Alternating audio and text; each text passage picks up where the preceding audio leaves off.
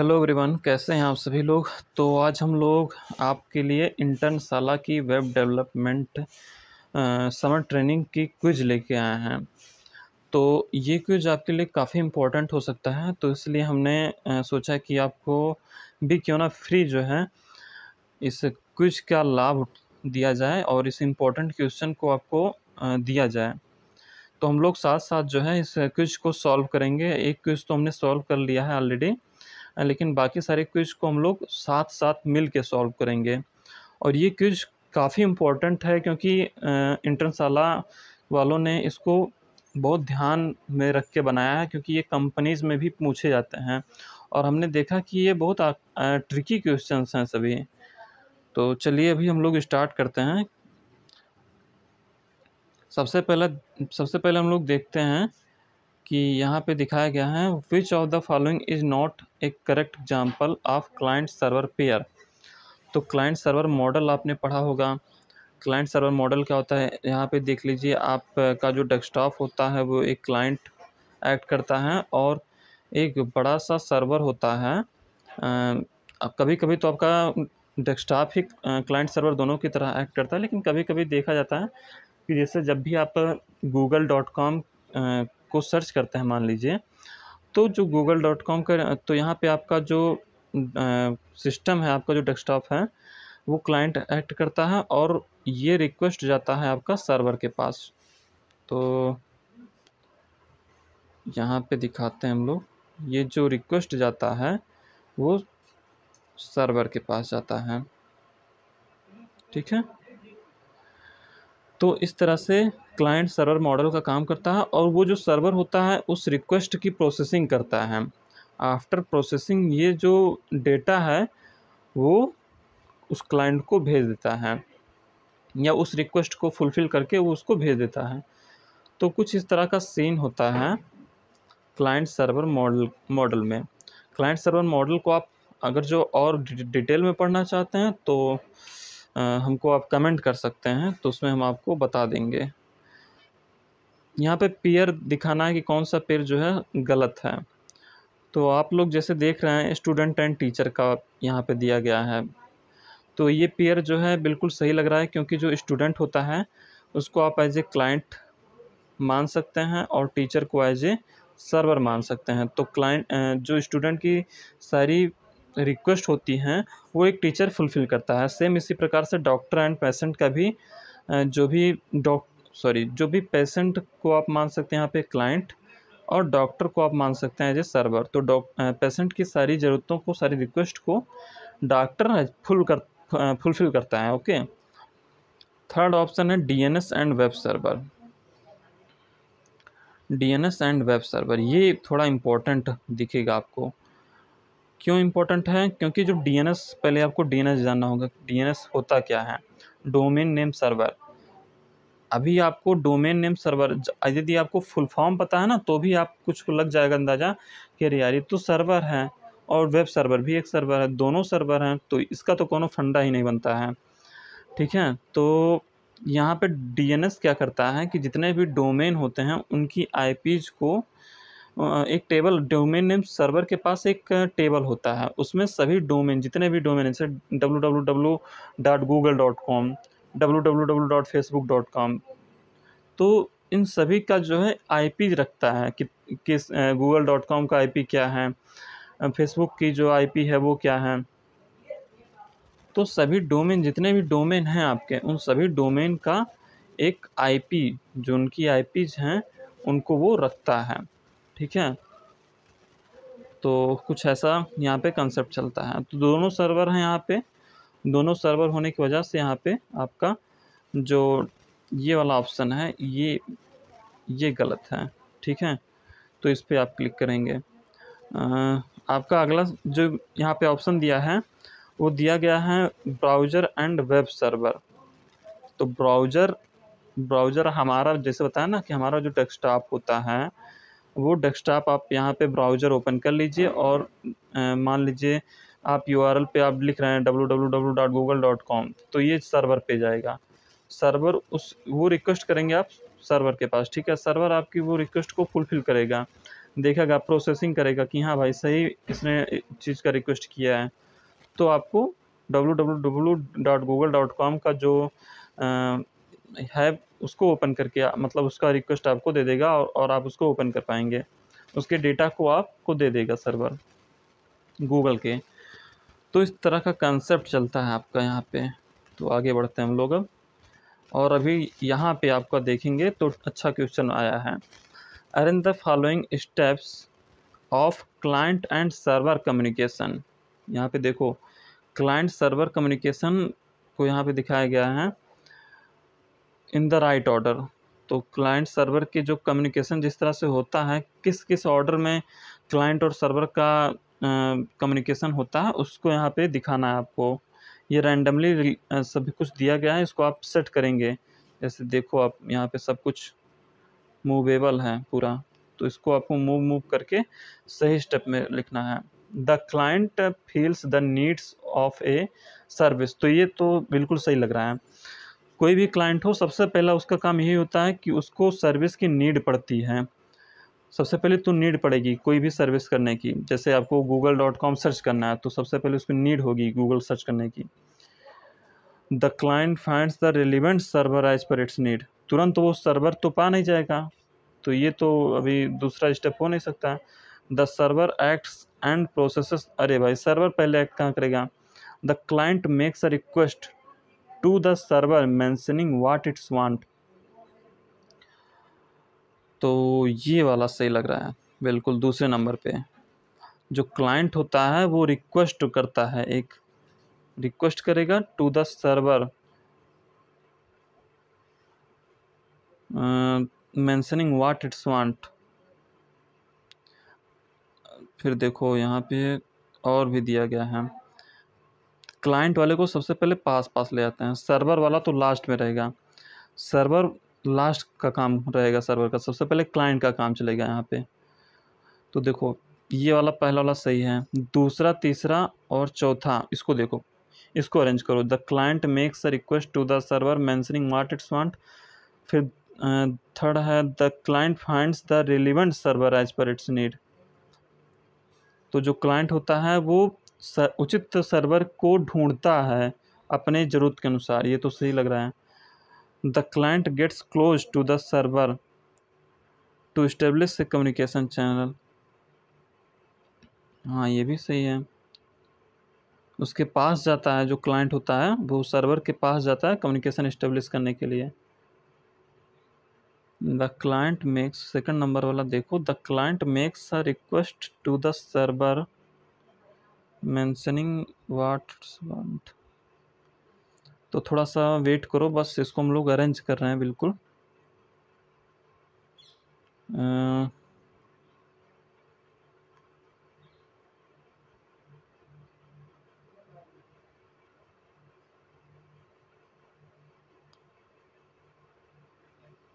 एक मिनट, यहाँ पे तो इसका सॉल्यूशन भी दे दिया गया है। देखो हम लोग इस क्रम में इसको किए हैं, इसको हम लोग देख लेते हैं एक बार। द क्लाइंट फील्ड सही है, तो पहला वाला सही लग रहा है बिल्कुल।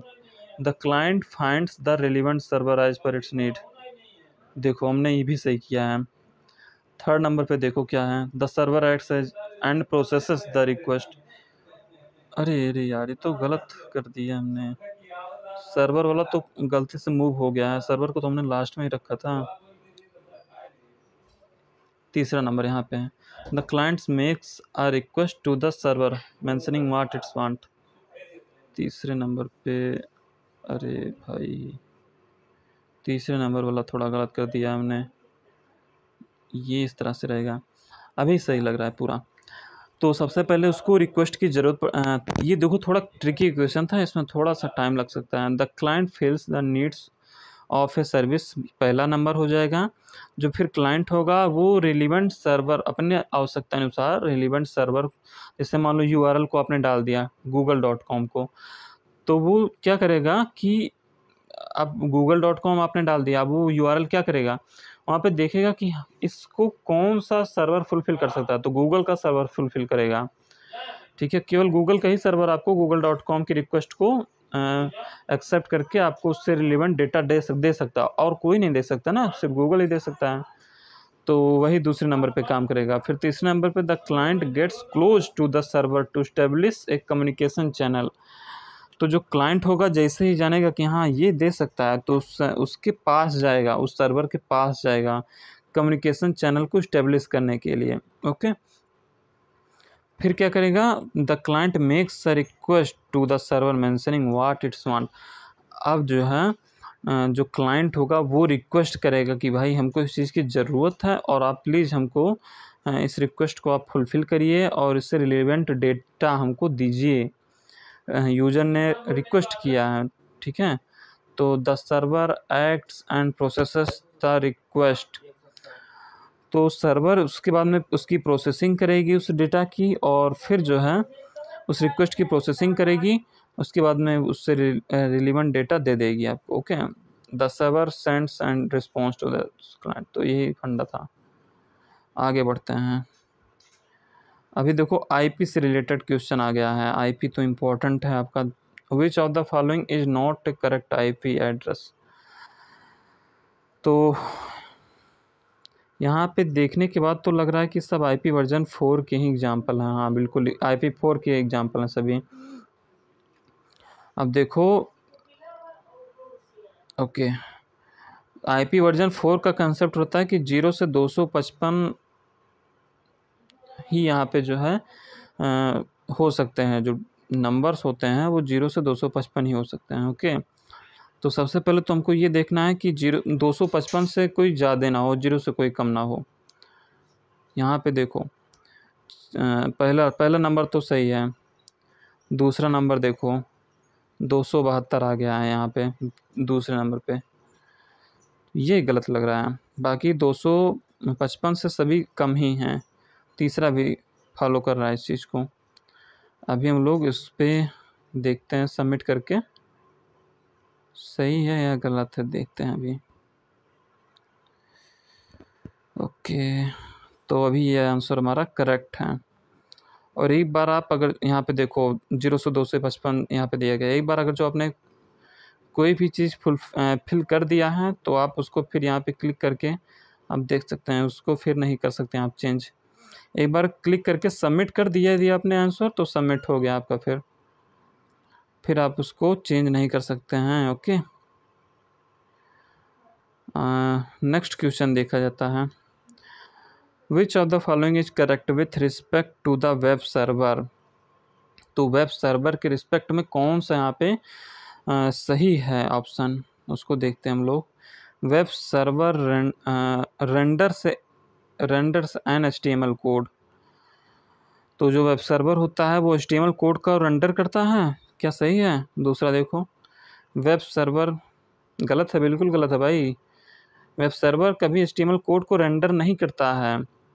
Web server contains a table which maps all the website names on the internet to the corresponding IP addresses. अरे भाई, वेब सर्वर थोड़ी ना जो है मैप करता है IP एड्रेस और डोमेन नेम को, ये बिल्कुल गलत है। DNS करता है ये चीज़, तो ये चीज़ DNS करता है भाई, ये DNS करता है। ओके, वेब सर्वर देखो यहाँ पे, web server establishes a connection with the browser and initiates an HTTP request। अरे यार बिल्कुल गलत है भाई, थोड़ा सा इसने वर्ड को गलत कर दिया है। ये वाला देखो, वेब सर्वर, ये वाला सही होगा वैसे। वेब सर्वर इनेबल्स एक कंप्यूटर। तो वेब सर्वर जो होता है वो इनेबल करता है टू कंप्यूटर को, तो ये कंप्यूटर को इनेबल करता है, enables computer to host a websites to be accessed by the end user. हाँ बिल्कुल सही है। जो वेब सर्वर होता है वो इनेबल करता है कंप्यूटर को, ठीक है, मतलब कंप्यूटर को इस योग्य इनेबल करता है कि वो अपने वेबसाइट को होस्ट कर सके, जिससे कि कोई एंड यूजर जो यूजर है आपका वो उसको एक्सेस कर पाए वेबसाइट के आपके, ठीक है। तो ये बिल्कुल सही है और इसको हम लोग चेक करते हैं सबमिट करके। ये तभी आप नेक्स्ट कर सकते हैं जब आपका आंसर सबमिट हो जाता है, उसके पहले आप नेक्स्ट नहीं कर सकते हैं। तो थोड़ा सा वेट करते हैं, बस इंतज़ार की घड़ी ख़त्म ही होने वाली है। और देखते हैं, हमारा वैसे सही ही है, फिलहाल चेक कर लेते हैं। वेब सर्वर इनेबल करता है ना, आपके जो होस्ट हैं, देखो बिल्कुल सही है।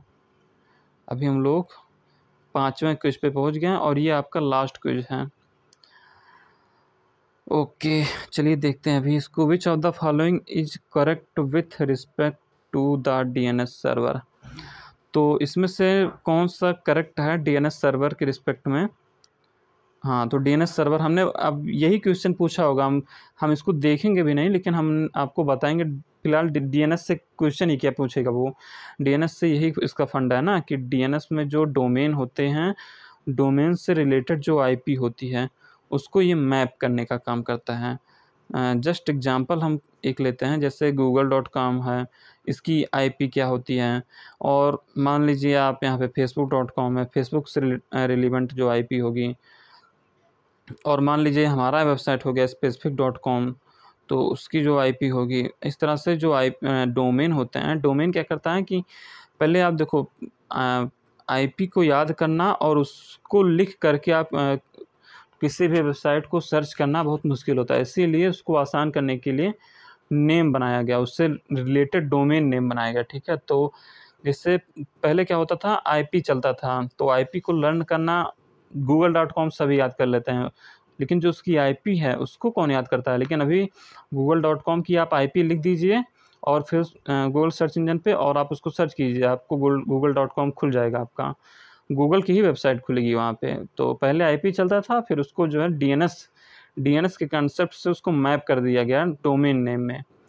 तो उससे आपको आसान हो गया कि आप केवल नाम से ही आप सब कुछ कर पाते हैं। DNS server gives the IP address corresponding to the website, सही बात है। DNS server enables a computer to host a website, बिल्कुल गलत है। ये कहाँ आ गया, ये तो प्रीवियस एग्जाम्पल का था ऑप्शन। तो सबमिट करके देखते हैं कि सही है कि गलत है। बिल्कुल करेक्ट आंसर आया। डीएनएस सर्वर जो होता है वो contains a table which maps all the website names on the internet to the corresponding IP address. तो ये चीज़ एकदम सही है, और काफ़ी टाइम भी हो गया, पाँच क्विज में हमारा 17 मिनट हो गया है। लेक्चर थोड़ा सा बड़ा हो गया है, लेकिन काफ़ी अच्छा था, मज़ेदार था, काफ़ी अनुभव वाला था, और हम लोग साथ साथ इस क्विज को सॉल्व किए हैं, तो काफ़ी खुशी की बात हुई। फिर मिलेंगे आपको एक नेक्स्ट अच्छे से वीडियो के साथ, तो तब तक के लिए आप लोग कोडिंग करते रहिए, अच्छे अच्छे चीज़ों को सर्च करिए और अपने आप को आगे बढ़ाइए। तो ठीक है, अगर वीडियो अच्छी लगी हो तो प्लीज़ लाइक करिएगा एंड हमारे चैनल को सब्सक्राइब कीजिएगा। फिर मिलते हैं आपके साथ, तब तक के लिए बाय बाय, थैंक यू।